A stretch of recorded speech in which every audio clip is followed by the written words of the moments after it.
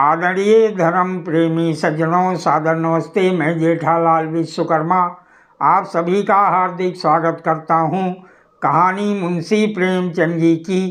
कहानी का शीर्षक है लाग डाट। जोखू भगत और बेचन चौधरी में 3 पीढ़ियों से अदावत चली आती थी। कुछ डांड भेड़ का झगड़ा था। उनके परदादों में कई बार खून खच्चर हुआ। बापों के समय से मुकदमेबाजी शुरू हुई। दोनों कई बार हाई कोर्ट तक गए। लड़कों के समय में संग्राम की भीषणता और भी बढ़ी, यहाँ तक कि दोनों ही अशक्त हो गए। पहले दोनों इसी गांव में आधे आधे के हिस्सेदार थे। अब उनके पास उस झगड़ने वाले खेत को छोड़कर एक अंगुल जमीन ना थी। भूमि गई, धन गया, मान मर्यादा गई, लेकिन ये विवाद ज्यों का त्यों बना रहा। हाई कोर्ट के धुरंधर नीतिज्ञ एक मामूली सा झगड़ा तय ना कर सके। इन दोनों सज्जनों ने गांव को 2 विरोधी दलों में विभक्त कर दिया था। एक दल की भंग बूटी चौधरी के द्वार पर छंती तो दूसरे दल के चरस गांजे के दम भगत के द्वार पर लगते थे। स्त्रियों और बालकों के भी 2 दल हो गए थे। यहाँ तक कि दोनों सज्जनों के सामाजिक और धार्मिक विचारों में भी विभाजक रेखा खिंची हुई थी। चौधरी कपड़े पहने सत्तू खा लेते और भगत को ढोंगी कहते। भगत बिना कपड़े उतारे पानी भी ना पीते और चौधरी को भ्रष्ट बतलाते। भगत सनातन धर्मी बने तो चौधरी ने आर्य समाज का आश्रय लिया। जिस बजाज पंसारी या कुंजड़े से चौधरी सौदा लेते, उसकी ओर भगत जी ताकना भी पाप समझते थे और भगत जी की हलवाई की मिठाइयाँ, उनके ग्वाले का दूध और तेली का तेल चौधरी के लिए त्याज्य थे। यहाँ तक कि उनके अयोग्यता के सिद्धांतों में भी भिन्नता थी। भगत जी वैदिक के कायल थे, चौधरी यूनानी प्रथा के मानने वाले। दोनों चाहे रोग से मर जाते पर अपने सिद्धांतों को ना तोड़ते। जब देश में राजनीतिक आंदोलन शुरू हुआ तो उसकी भनक उस गांव में आ पहुंची। चौधरी ने आंदोलन का पक्ष लिया, भगत उनके विपक्षी हो गए। एक सज्जन ने आकर गांव में किसान सभा खोली। चौधरी उसमें शरीक हुए, भगत अलग रहे। जागृति और बढ़ी, स्वराज की चर्चा होने लगी। चौधरी स्वराजवादी हो गए, भगत ने राजभक्ति का पक्ष लिया। चौधरी का घर स्वराजवादियों का अड्डा हो गया, भगत का घर राजभक्तों का क्लब बन गया। चौधरी जनता में स्वराजवाद का प्रचार करने लगे। मित्रों, स्वराज का अर्थ है अपना राज। अपने देश में अपना राज्य हो वो अच्छा है कि किसी दूसरे का राज्य हो वो क्या। जनता ने कहा अपना राज्य हो वो अच्छा है। चौधरी साहब बोले तो ये स्वराज कैसे मिलेगा? आत्मबल से, पुरुषार्थ से, मेल से, एक दूसरे से द्वेष करना छोड़ दो। अपने झगड़े आप मिलकर निपटा लो। एक शंका, आप तो नित्य अदालत में खड़े रहते हैं। चौधरी साहब ने कहा हाँ, पर आज से अदालत जाऊं तो मुझे गौ हत्या का पाप लगे। तुम्हें चाहिए कि तुम अपनी गाढ़ी कमाई अपने बाल बच्चों को खिलाओ और बचे तो परोपकार में लगाओ। वकील साहब बोले मुख्तारों की जेब क्यों भरते हो? थानेदार को घूस क्यों देते हो? अमलों की चिरौरी क्यों करते हो? पहले हमारे लड़के अपने धर्म की शिक्षा पाते थे, वो सदाचारी, त्यागी, पुरुषार्थी बनते थे। अब वो विदेशी मदरसों में पढ़कर चाकरी करते हैं, घूस खाते हैं, शौक करते हैं, अपने देवताओं और पितरों की निंदा करते हैं, सिगरेट पीते हैं, साल बनाते हैं और हाकिमों की गोड़धरिया करते हैं। क्या ये हमारा कर्तव्य नहीं कि हम अपने बालकों को धर्मानुसार शिक्षा दें? जनता ने कहा चंदा करके पाठशाला खोलनी चाहिए। चौधरी साहब बोले, हम पहले मदिरा का छूना पाप समझते थे, अब गांव-गांव और गली-गली में मदिरा की दुकानें हैं। हम अपनी गाढ़ी कमाई के करोड़ों रुपए गांजे शराब में उड़ा देते हैं। जनता ने कहा, जो दारू भांग पिए उसे डांड लगाना चाहिए। चौधरी साहब बोले, हमारे दादा बाबा छोटे बड़े सब गाढ़ा गजी पहनते थे, हमारी दादियाँ नानियाँ चरखा काटा करती थीं, सब धन देश में रहता था, हमारे जुलाहे भाई चैन की बंसी बजाते थे।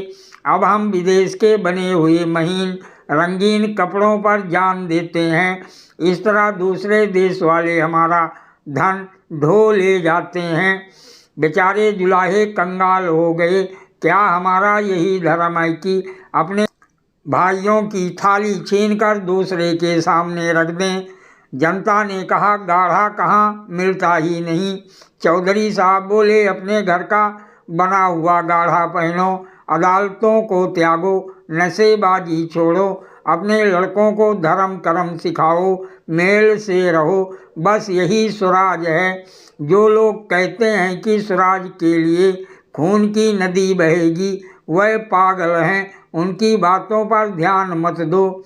जनता ये बातें चाव से सुनती थी। दिनों दिन श्रोताओं की संख्या बढ़ती जाती थी। चौधरी के सब श्रद्धाभाजन बन गए। भगत जी भी राजभक्ति का उपदेश करने लगे। भाइयों, राजा का काम राज करना और प्रजा का काम उसकी आज्ञा का पालन करना है, इसी को राजभक्ति कहते हैं। और हमारे धार्मिक ग्रंथों में हमें इसी राजभक्ति की शिक्षा दी गई है। राजा ईश्वर का प्रतिनिधि है, उसकी आज्ञा के विरुद्ध चलना महान पातक है। राज विमुख प्राणी नरक का भागी होता है। एक शंका, राजा को भी तो अपने धर्म का पालन करना चाहिए। दूसरी शंका, हमारे राजा तो नाम के हैं, असली राजा तो विलायत के बनिए महाजन हैं। तीसरी शंका, बनिया धन कमाना जानते हैं, राज करना क्या जाने। भगत जी बोले, लोग तुम्हें शिक्षा देते हैं कि अदालतों में मत जाओ, पंचायतों में मुकदमे ले जाओ, लेकिन ऐसे पंच कहाँ हैं जो सच्चा न्याय करें, दूध का दूध और पानी का पानी कर दें। यहाँ मुँह देखी बातें होंगी, जिनका कुछ दबाव है उनकी जीत होगी, जिनका कोई दबाव नहीं है वो बेचारे मारे जाएंगे।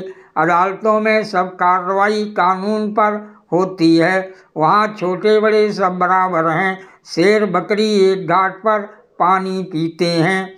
दूसरी शंका, अदालतों का न्याय कहने ही को है, जिसके पास बने हुए गवाह और दांव पे खेले हुए वकील होते हैं उसी की जीत होती है। झूठे सच्चे की परख कौन करता है? हाँ, हैरानी अलबत्ता होती है। भगत जी ने कहा जाता है कि विदेशी चीज़ों का व्यवहार मत करो, वो गरीबों के साथ घोर अन्याय है। हमको बाजार में जो चीज़ सस्ती और अच्छी मिले वो लेनी चाहिए, चाहे स्वदेशी हो या विदेशी। हमारा पैसा सेठ में नहीं आता है कि उसे रद्दी भद्दी स्वदेशी चीज़ों पर फेंकें।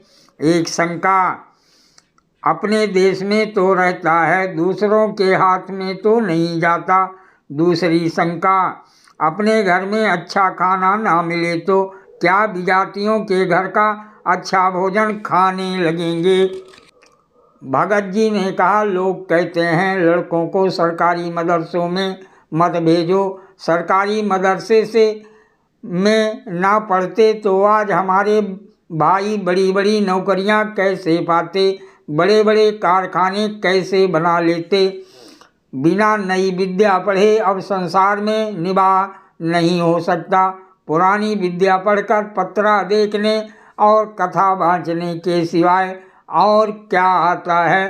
राज काज क्या पट्टी पोथी बाँचने वाले लोग करेंगे? एक शंका, हमें राज काज ना चाहिए, हम अपनी खेती बाड़ी में ही मगन हैं, किसी के गुलाम तो नहीं। दूसरी शंका, जो विद्या घमंडी बना दे उससे मूर्ख ही अच्छा। यही नई विद्या पढ़कर तो लोग सूट बूट, घड़ी छड़ी, हैट कैट लगाने लगते हैं और अपने शौक के पीछे देश का धन विदेशियों की जेब में भरते हैं। ये देश के द्रोही हैं। भगत जी ने कहा, गांजा शराब की ओर आजकल लोगों की कड़ी निगाह है। नशा बुरी लत है, इसे सब जानते हैं। सरकार को नशे की दुकानों से करोड़ों रुपए साल की आमदनी होती है। अगर दुकानों में ना जाने से लोगों की लत छूट जाए तो बड़ी अच्छी बात है। वो दुकान पर ना जाएगा तो चोरी छिपे किसी ना किसी तरह दूने चौगने दाम देकर सजा काटने पर तैयार होकर अपनी लत पूरी करेगा। तो ऐसा काम क्यों करें कि सरकार का नुकसान अलग हो और गरीब रैयत का नुकसान अलग हो। और फिर किसी किसी को नशा खाने से फायदा होता है। मैं ही एक दिन अफीम ना खाऊं तो गांठों में दर्द होने लगे, दम उखड़ जाए और सर्दी पकड़ ले। एक आवाज़, शराब पीने से बदन में फुर्ती आ जाती है। एक शंका, सरकार अधर्म से रुपया कमाती है, उसे ये उचित नहीं। अधर्मी के राज्य में रहकर प्रजा का कल्याण कैसे हो सकता है। दूसरी शंका, पहले दारू पिलाकर पागल बना दिया, लत पड़ी तो पैसे की चाट हुई। इतनी मजूरी किसको मिलती है कि रोटी कपड़ा भी चले और दारू शराब भी उड़े। या तो बाल बच्चों को भूखा मारो या चोरी करो, जुआ खेलो और बेईमानी करो। शराब की दुकान क्या है, हमारी गुलामी का अड्डा है। चौधरी के उपदेश सुनने के लिए जनता टूटती थी, लोगों को खड़े होने की जगह ना मिलती। दिनों दिन चौधरी का मान बढ़ने लगा। उनके यहाँ नित्य पंचायतों की, राष्ट्र उन्नति की चर्चा रहती। जनता को इन बातों में बड़ा आनंद और उत्साह होता। उनके राजनैतिक ज्ञान की वृद्धि होती। वो अपना गौरव और महत्व समझने लगे। उन्हें अपने सत्ता का अनुभव होने लगा। निरकुंशता और अन्याय पर जब उनकी त्योरियां चलने लगीं, उन्हें स्वतंत्रता का स्वाद मिला। घर की रुई, घर का सूत, घर का कपड़ा, घर का भोजन, घर की अदालत, ना पुलिस का भय, ना अमला की खुशामद, सुख और शांति से जीवन व्यतीत करने लगे। कितनों ही ने नशेबाजी छोड़ दी और सद्भावों की एक लहर सी दौड़ने लगी। लेकिन भगत जी इतने भाग्यशाली ना थे। जनता को दिनों दिन उनके उपदेशों से आरुचि हो जाती थी। यहाँ तक कि बहुधा उनके श्रोताओं में पटवारी, चौकीदार, मुंदरी, सौरिनी के कर्मचारी के मित्रों के अतिरिक्त और कोई ना होता था। कभी कभी बड़े हाकिम भी आ निकलते और भगत जी के आंसू पूछ जाते। लेकिन क्षण भर का सम्मान आठों पहर के अपमान की बराबरी कैसे करता। जिधर निकल जाते उधर ही उंगलियां उठने लगती। कोई कहता खुशामती टट्टू हैं, कोई कहता खुफिया पुलिस का भेदी है। भगत जी अपने प्रतिद्वंदी की बड़ाई और अपनी लोक निंदा पर दांत पीस पीस कर रह जाते थे। जीवन में ये पहला ही अवसर था कि उन्हें सबके सामने नीचा देखना पड़ा। चिरकाल से जिस कुल मर्यादा की रक्षा करते आए थे और जिस पर अपना सर्वस्व अर्पण कर चुके थे, वो धूल में मिल गई। ये दाहमय चिंता उन्हें एक क्षण के लिए चैन ना लेने देती। नित्य समस्या सामने रहती कि अपना खोया हुआ सम्मान क्यों कर पाऊं, अपने प्रतिपक्षी को क्यों कर पद दलित करूं, कैसे उसका गरूर तोड़ूं। अंत में उन्होंने सिंह को उसी की माद में पछाड़ने का निश्चय किया। संध्या का समय था। चौधरी के द्वार पर एक बड़ी सभा हो रही थी। आसपास के गांवों के किसान भी आ गए। हजारों आदमियों की भीड़ थी। चौधरी उन्हें स्वराज विषयक उपदेश दे रहे थे।